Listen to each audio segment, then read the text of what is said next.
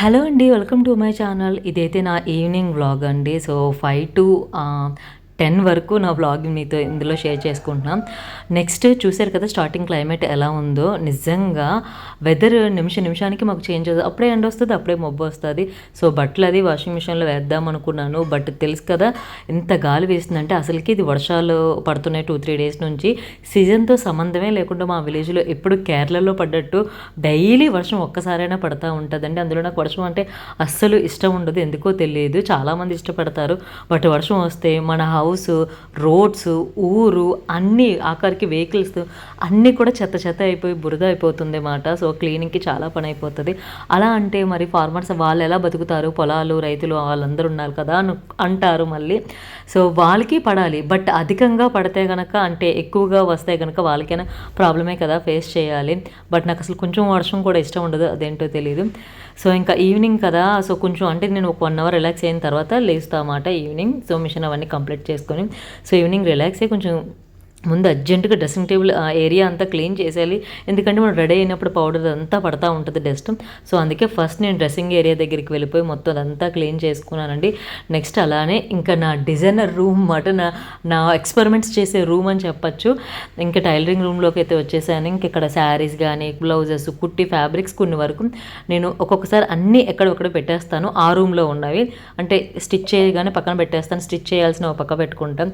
But కొన్నిసార్లు నాకు అంత ఏమనిపిస్తుంది అంటే అవి అలా వదిలేస్తాను. Next day room door close చేసి వచ్చి తర్వాత వెళ్ళే వరకు ఇంకా చూసుకోనమాట అలాగా. సో శారీస్ అన్నీ కూడా లాస్ట్ ఇయర్ తీసుకున్నది, నెక్స్ట్ ఫెస్టివల్స్ వస్తున్నాయి కదని ఫాల్స్ వేసి పెట్టుకుంటున్నాను. నాకు అందులోని కాటన్ శారీస్ అంటే కూడా చాలా ఇష్టం. ఇప్పుడు నేను చూపించిన 2 మంగళగిరి పట్టు శారీస్ మాట.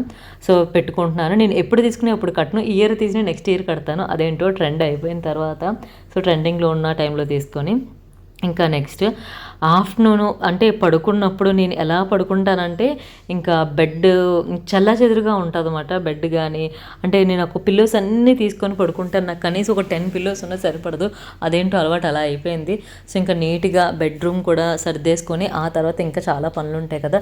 నెక్స్ట్ ఇంకొకటి మా విలేజ్ చూసి అందరూ కూడా నాకు చెప్పేది ఏంటంటే ప్రశాంతమైన వాతావరణం అండి, విలేజ్లో ఉండాలంటే నిజంగా లక్ ఉండాలి. మేమైతే అసలు సిటీలో ఉంటున్నాం అది ఇది అంటున్నారు. మీకు ఇది పాజిటివ్ కామెంట్స్, సో నేను పాజిటివ్గానే తీసుకుంటున్నాను. బట్ ఇక్కడ కొన్ని తెలియని మీకు ప్రాబ్లమ్స్ కూడా ఉంటాయండి. మీకు ఎంత అందంగా కనిపిస్తుందో దాని బ్యాక్గ్రౌండ్లో కూడా అంతే ప్రాబ్లమ్స్, ప్లస్ ఉన్న దగ్గర మైనస్ ఖచ్చితంగా ఉంటుంది కదా. సో విలేజ్లో అయితే ఎక్కువగా కరెంట్లు ఉండవు అన్నమాట. కొంచెం ప్రశాంతంగానే ఉన్నా సరే కరెంట్లు ఉండవు. నెక్స్ట్ మనకి ఏదైనా హెల్త్ బాగాలేదు అనుకుంటే హాస్పిటల్కి వెళ్ళాలంటే కనుక హాస్పిటలే లేదు, జస్ట్ మొన్ననే ఒక చిన్ని క్లినిక్ పెట్టారు. ఫీవర్ వచ్చింది కదా అని వెళ్తే వాళ్ళ దగ్గర డాక్టర్ లేరు, కనీసం సెటస్కోప్తోనే నర్సు చెక్ చేస్తుందంటే సిస్టర్ ఆవిడ దగ్గర అది లేదు. అక్కడికి ఫీవర్ చెక్ చేస్తారు, దాని పేరు నేను మర్చిపోతున్నాను, అస్సలు గుర్తురాట్లేదు. థర్మోమీటర్ ఏదో అంటారు, అది కూడా లేదు మాట. అంత చిరాకు వచ్చింది. ఇంకా నేను కాకినాడ వెళ్ళి చూపించుకున్నాను. నెక్స్ట్ దాన్ని ఏమంటారు, ఒక్కటే మెడికల్ షాప్ ఉంటుంది. మనకి ఏదైనా ఫ్రూట్స్ కావాలన్నా, వెజిటేబుల్స్ కావాలన్నా ఇంక ఇక్కడ ఎలా ఉంటుందంటే ఫుల్ డిమాండ్ అన్నమాట. ఇది ఒకటి విలేజ్, చుట్టుపక్కల ఉన్నాయన్నీ ఇంకా అన్ని విలేజే అన్నమాట. ఒక 40 కిలోమీటర్స్ వరకు అన్ని విలేజెసే. సో ఇక్కడ ఎక్కడికి వెళ్ళినా సిటీ మనకు అంత దూరం వెళ్ళి తెచ్చుకోలేం కాబట్టి వాడు దొరికిందే మేము కొనుక్కోవాలి, చచ్చినట్టు మా దగ్గరే కొనుక్కోవాలి అన్నట్టు అంత డిమాండింగ్గా అమ్ముతారు అన్నమాట.